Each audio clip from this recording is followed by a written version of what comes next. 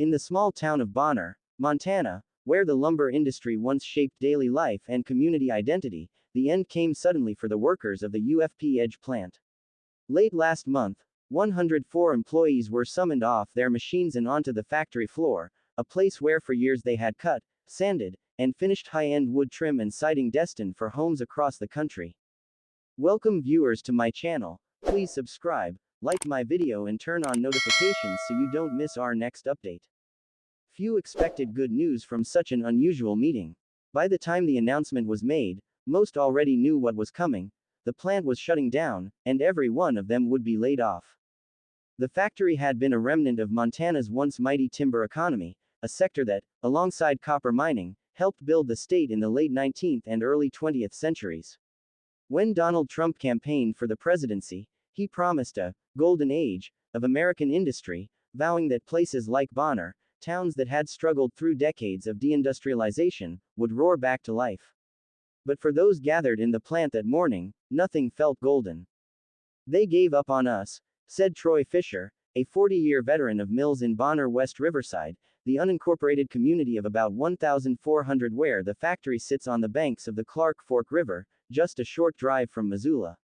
For him, the closure felt like the final blow in a long line of disappointments. The debates over who or what is to blame echo an old refrain that has circled Montana for decades. Both Democratic and Republican leaders have promised to revive manufacturing and protect blue-collar jobs, yet closures continue to roll through the state's industrial base. Today, Montana's political landscape is overwhelmingly Republican. State leaders point to an unemployment rate of just 2.8%, lower than the national average of 4.2%, as proof that opportunity abounds. Workers, however, see a different reality.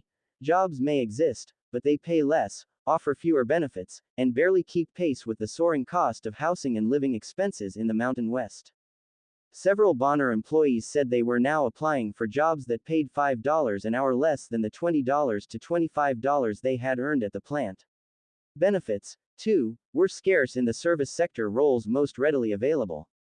Technology companies and tourism ventures have enriched Montana's elites, but workers like those in Bonner fear they are being left further behind.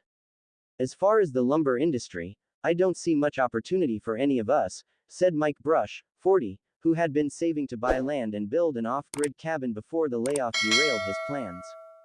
But in 2025, assigning blame has become its own battlefield. Some workers, like River Shannon Aloya, 47, pointed directly to Trump's trade policies. Aloya, who once worked as a pastry chef before finding higher wages at the siding plant, said tariffs and shifting trade rules created instability that hurt manufacturing.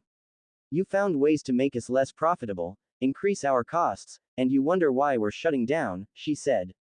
Aloya, who supported Vice President Kamala Harris in the last election, viewed the closure as a direct consequence of failed national policy. Others, particularly conservative workers, pushed back. They argued that the real culprit wasn't politics but the harsh reality of a timber industry that has been shrinking for decades. More than 36 mills have shuttered in Montana since the 1990s. Jobs in logging and mining have declined steadily over the last year. Meanwhile, service jobs, especially in hospitality, are booming.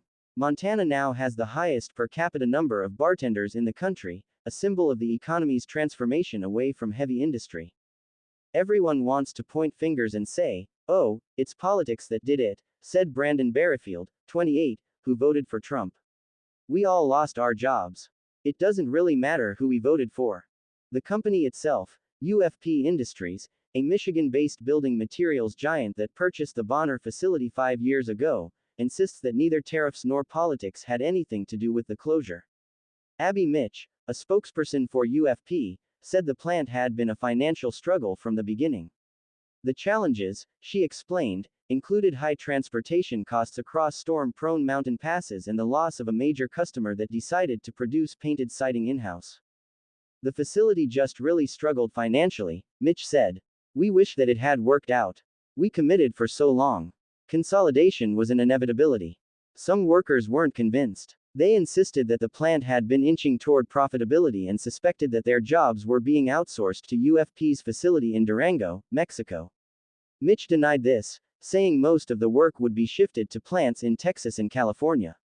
Still, the lack of clear communication fueled frustration and confusion among the workforce. "We've heard tariffs, we've heard order slowdowns," said Michael Snodgrass, 28, who had been with the plant for 3 years. "I don't think anybody has given us a real reason." Snodgrass, part of the skeleton crew finishing the last orders, said morale collapsed almost immediately after the announcement. The final days were emotional. At the July meeting, when severance details were laid out, some workers broke down in tears. Others pressed managers about raises they had been promised but would now never receive. Many simply walked away in silence, facing the daunting prospect of finding new jobs in a cooling economy where even large employers were slowing their hiring. The divide between political leaders' optimistic rhetoric about the economy and the lived experiences of workers is stark. That disconnect, between official statistics and on-the-ground struggles, is the same gap that fueled Trump's rise as a populist champion of the working class. His message targeted Democrats, free trade policies, and coastal elites. But now, with Republicans firmly in control of Montana's government, the frustrations are being directed inward.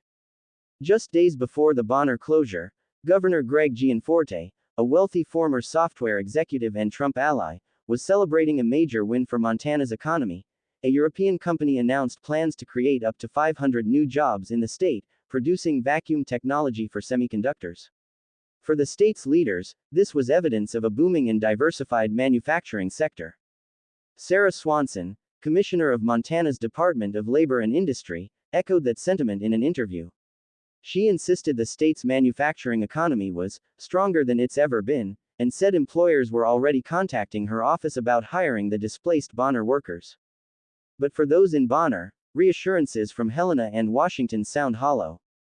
They've heard such promises before, only to watch mills close, mines shut down, and wages stagnate. In a town built on lumber, the loss of yet another mill feels less like an isolated incident and more like a final chapter. As the last boards are cut and stacked at the UFP Edge plant, the workers who gave decades of their lives to the industry are left to wonder whether there is still a place for them in Montana's future, or whether the state is moving on without